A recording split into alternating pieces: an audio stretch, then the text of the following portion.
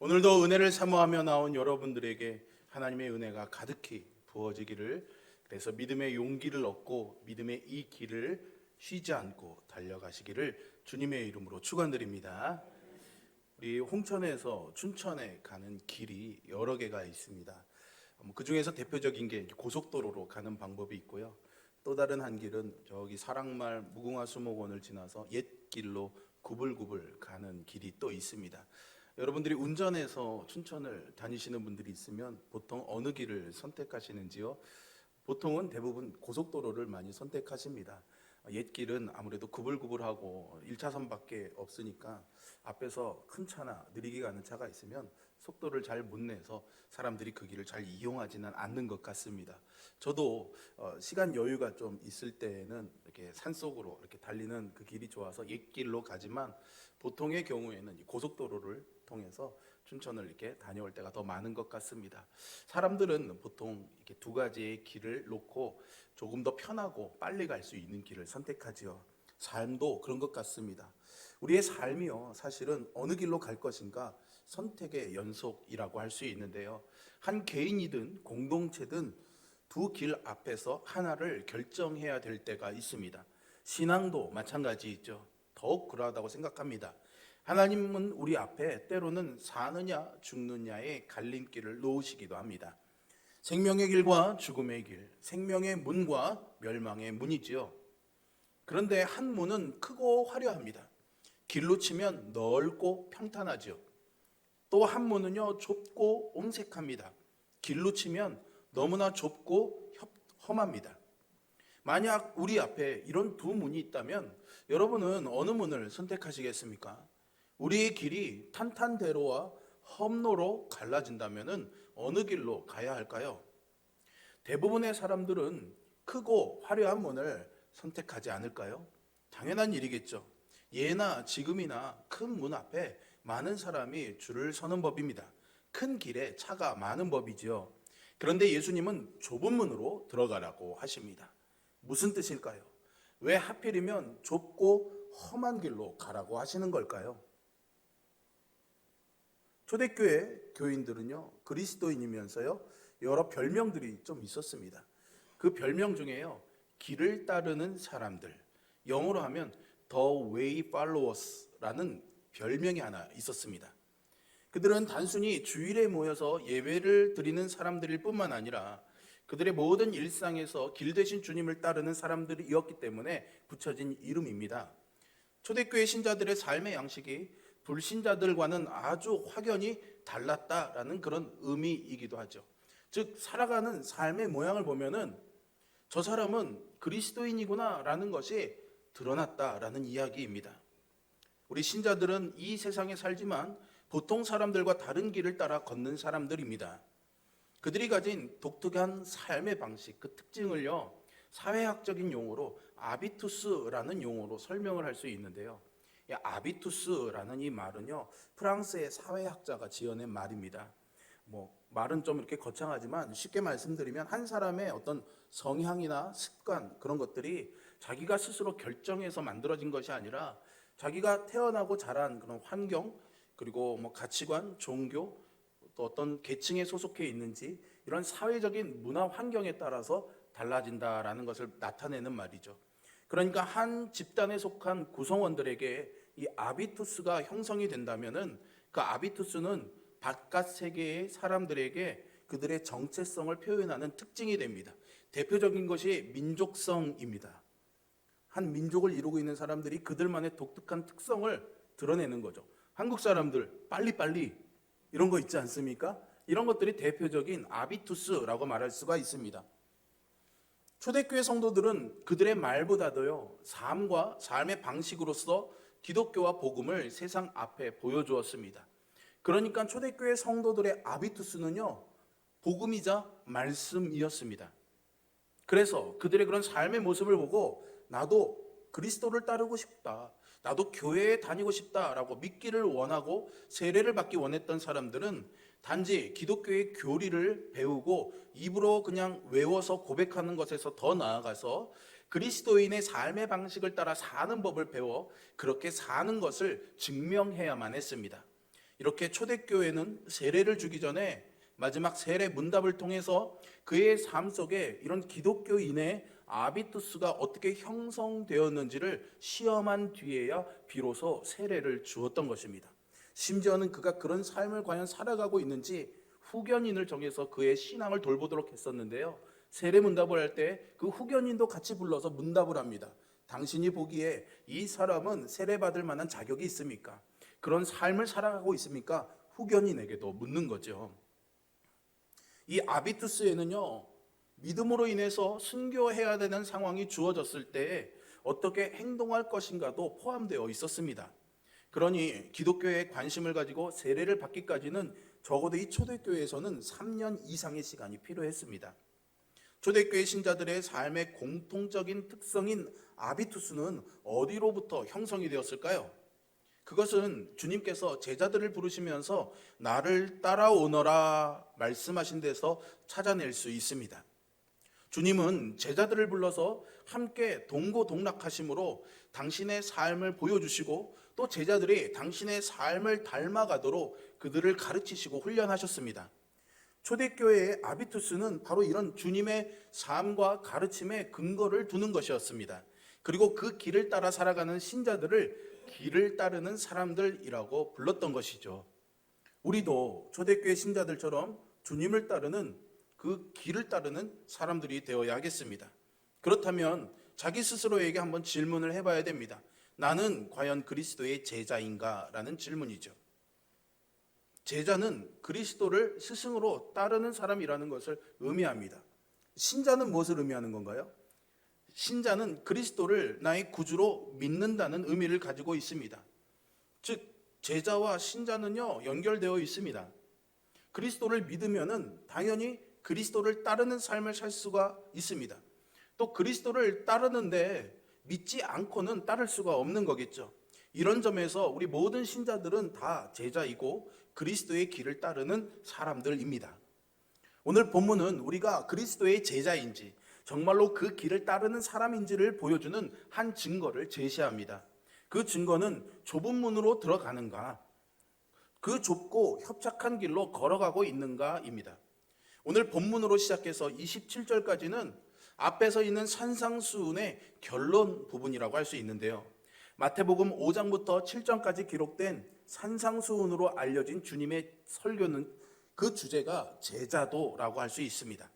주님은 제자의 특성, 의무, 자세, 그리고 감당해야 될 위험에 대해서도 말씀하셨습니다.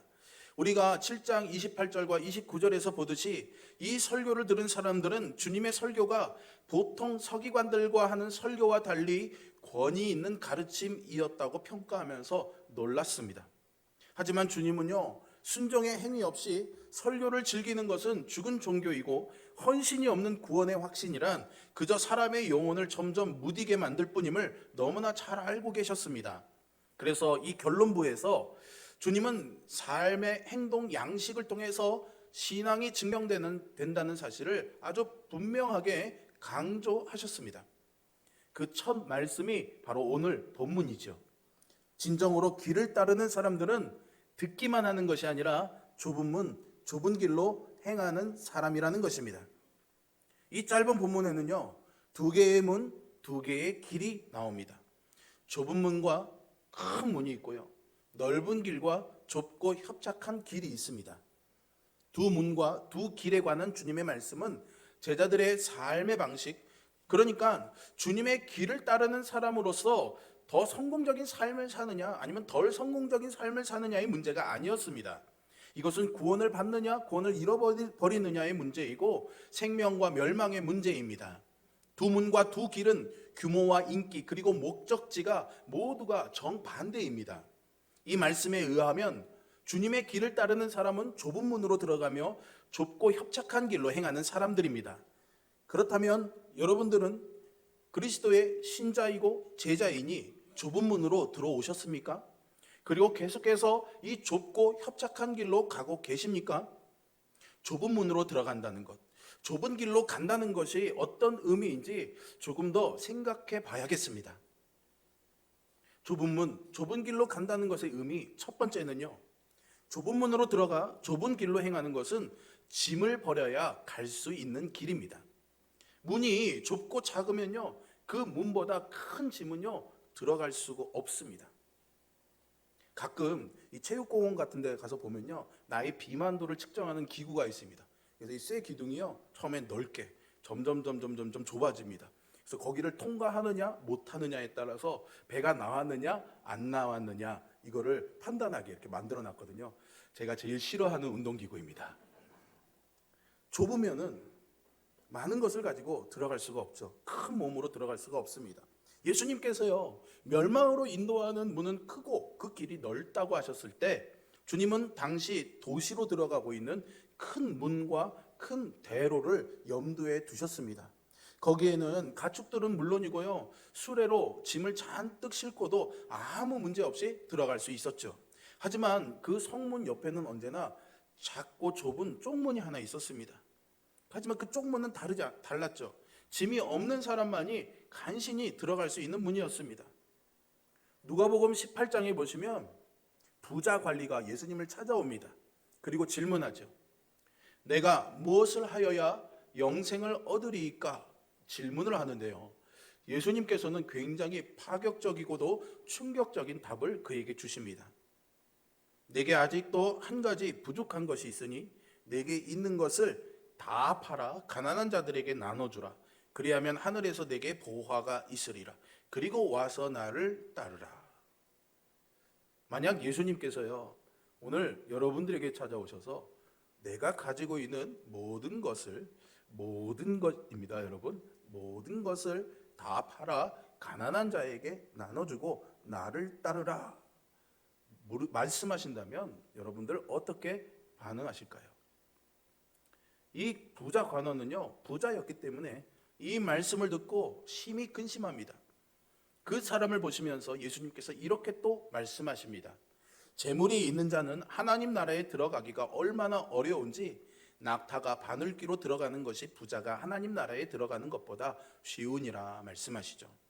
생명으로 인도하는 문은요, 좁고 길이 협착하기 때문에 그 많은 재물을 가지고 들어갈 수 없다는 말씀입니다. 이 결정은 어차피 모든 것을 가지고 갈 수 없는 마지막 죽음의 자리에서 하는 것이 아니라 지금 아직도 살아가야 할 일이 많은 우리에게 결정하라고 하시는 말씀입니다. 미국의 테네시주의 채터누가라는 지역이 있는데요, 여기에는 바늘귀 바위라는 이름의 바위가 하나 있습니다. 여러분들 그림에서 보시는 것처럼 아주 좁아서요, 사람 하나가 겨우 지나갈 수 있는 통로죠. 어떤 짐도 가지고 지나갈 수 없을 만큼 좁습니다. 아무것도 가지고 들어갈 수 없으면 물론이고요, 지나가려면 짊어지고 있는 것도 내려놓아야 하겠죠. 그런데 말입니다, 많은 사람들, 심지어 교회 안에 있는 사람들도 이 좁은 문으로 자기가 가지고 있는 것을 버려두고 가고 싶은 마음을 가지는 사람이 많지는 않습니다. 부자 관리처럼 말이죠. 소유뿐만이겠습니까? 예수님께서 하신 말씀은 신앙인의 삶이 시작부터 좁고 불편하다는 뜻입니다. 우리가 나아가는 길이 좁습니다. 세상의 관점으로 보면은 굉장히 불편합니다. 그래서 결국 문이 크고 길이 넓은 곳을 선호하게 되죠. 그 문과 길이 결국 멸망으로 인도한다고 주님께서 친히 경고하셨음에도 불구하고 말입니다. 이 지점에서 우리는요, 부자 관원이 주님께서 다 버려두고 나를 따르라고 말씀하셨던 것처럼 나를 따르라고 말씀하신 주님을 제자들은 어떻게 따랐는지 주목해 볼 필요가 있습니다. 마태복음 4장에 보시면요, 베드로와 안드레는 곧 그물을 버려두고 주님을 따랐고요, 요한과 야고보는 곧 배와 아버지를 버려두고 주님을 따랐다고 기록합니다. 누가복음에서는 특별히 베드로가 모든 것을 버려두고 예수님을 따랐다고 기록합니다. 세리 마태도 가버나움에서 세관에서 일을 하다가 주님께서 나를 따르라 부르시니까 모든 것을 버리고 일어나 주님을 따랐습니다. 이 동일한 강조들은 이 제자들이 부자와는 다르게 주님을 따라 좁은 문으로 들어가고 좁고 협착한 길로 행하는 사람이 되었다는 사실을 보여주고 있습니다. 모든 것을 버리고 주님을 따랐다라는 이 말은 문자 그대로 지금 당장 모든 소유를 팔아버리고 주님을 쫓으라는 말이 아닙니다. 그러니 안심하십시오, 여러분. 주님을 따르는 자는 자신이 가진 모든 것에 대해서 더 이상 자기의 주권을 주장하지 않고 그 주권을 주님께 양도한다라는 뜻입니다. 쉽게 말하면 살고 있는 집에서 쫓아내신다는 것이 아니라 그 집에서 살되 그 집의 주인이 주님이시다라는 것을 인정하라라는 말씀이죠. 이것을 그리스도의 주 되심이라고 말합니다.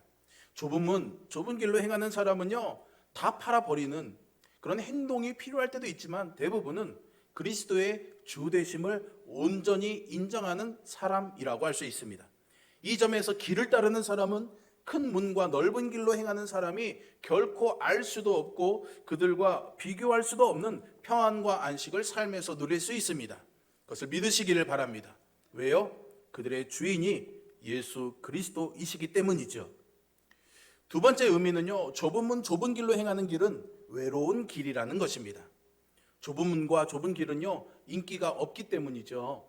주님은 멸망으로 인도하는 문은 크고 그 길이가 넓어서 들어가는 자가 많다고 말씀하십니다. 대다수의 사람들이 가는 길이죠. 그러나 그 길을 따르는 사람은, 그러나 주님의 길을 따르는 사람은 좁은 문, 좁은 길로 행합니다. 그래서 진정으로 길을 따르는 사람은요, 외롭습니다. 이 말은요, 신자들이 아무것도 용납하지 못하는 편협하고 까다로운 사람이라는 뜻이 아닙니다. 신자는 넓은 마음을 가지고 있고 사랑이 많음에도 불구하고 그가 가진 십자가 복음 때문에 하나님 외에 다른 신과 우상을 섬기지 않는다는 사실 때문에 좁은 문, 좁은 길로 가는 사람들입니다. 이 외로움은 길을 따르는 사람이 이 세상에서 두 나라에 속한 사람이기에 피할 수 없는 외로움이기도 합니다. 이것은 단순히 이론적으로 나는 하나님 나라의 시민이지만 지금 세상에서 살아간다는 말이 아닙니다. 실제로 자신이 하나님 나라의 시민이기에 하나님 나라의 시민으로서의 의식이 떠나지 않는 것이죠. 마치 우리가 대한민국 국민으로서 어느 나라에 가서 살든지 간에 우리의 의식 깊이 박혀있는 일종의 애국심 같은 것을 느끼듯이 말입니다.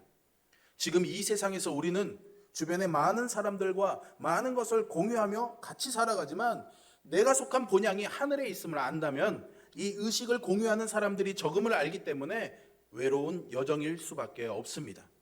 이 점에서 그리스도의 길을 따르는 사람은 어느 단체나 기관에 속한다고 할지라도 온전한 의미에서 완전히 속할 수는 없기 때문에 가지는 외로움이 있습니다. 비록 좁은 문, 좁은 길로 행하는 이들은 외롭지만 그 외로움 덕분에 나와 동행하시는 그 주님을 더 깊이 이해하고 경험하는 은혜와 축복을 누릴 수 있습니다. 길을 따르는 사람은 서로를 통해서도 큰 위로와 힘을 얻습니다. 그래서 하나님이 우리에게 교회라는 공동체를 주셨습니다.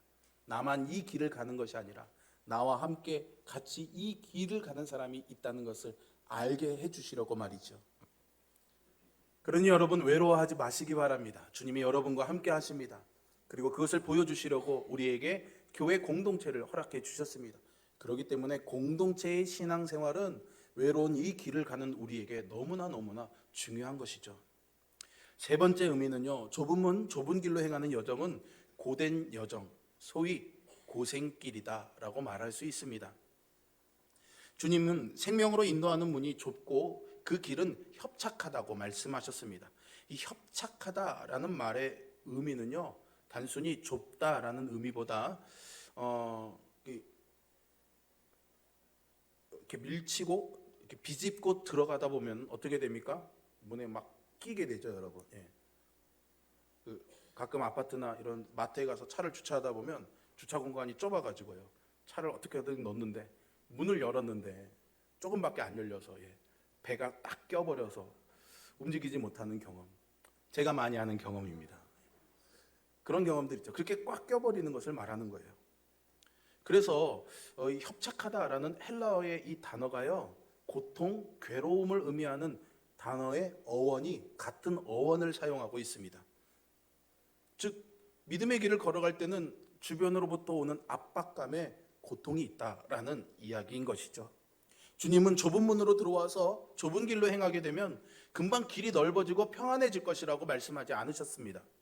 도리어 좁은 길로 행하는 것은 십자가를 지는 길이고 주님과 함께 고난을 겪는 길이라고 말씀하셨습니다.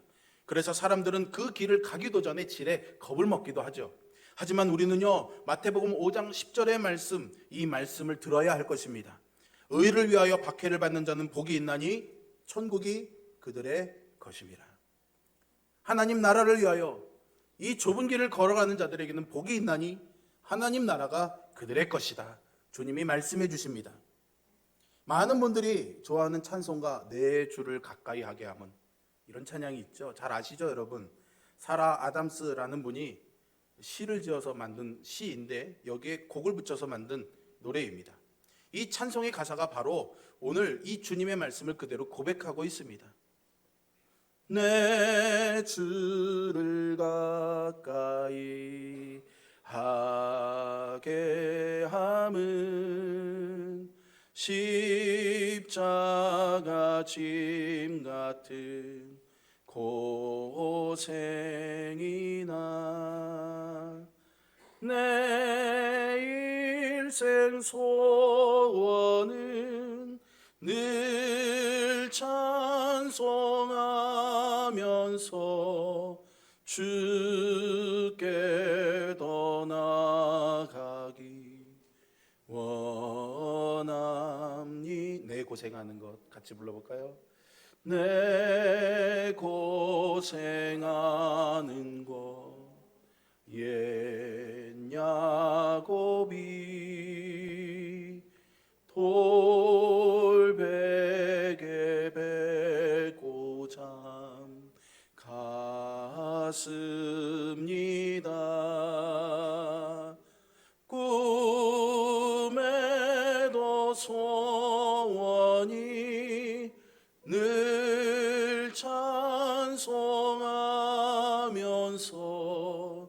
주께 더 나아가기 원합니다. 천성에 가는 길, 천성에 가는 길 험하여도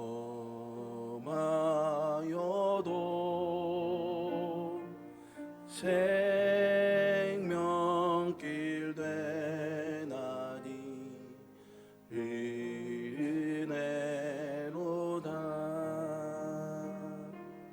천사 날 부르니 늘 찬송하면서 주께 더 나아가기 원합니. 주께 더 나아가기 원합니다. 주께 더 나아가기 원합니다.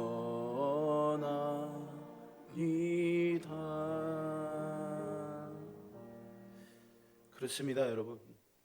주님께 더 가까이 나가는 길이 비록 십자가 짐 같은 고생이고 험할지라도 이 길이 생명의 길이기 때문에 은혜라고 고백하면서 주님께 더 가까이 나아간다고 고백하는 찬송이지요. 이런 용기와 인내가 어디서 오는 걸까요? 이것이 하나님께서 당신의 자녀들에게, 당신을 믿는 하나님의 백성들에게 주시는 믿음의 특성입니다. 믿음은 겁이 줄고 용기가 늘어나게 합니다. 그래서 길을 걷는 사람들은 겁을 덜 먹고 점점 더 용기 있는 사람들이 되는 것을 경험합니다. 초대교회 성도들이 세상을 놀라게 했던 그들의 가장 특징적인 아비투스가 바로 이것이었습니다. 시험을 견디며 인내하는 것이었죠. 세상은 그런 그들을 보면서 놀라고 이렇게 묻습니다.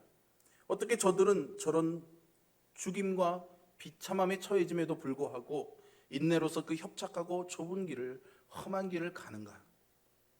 주님이 약속하신 생명으로 인도하는 문이요 길이었기 때문입니다.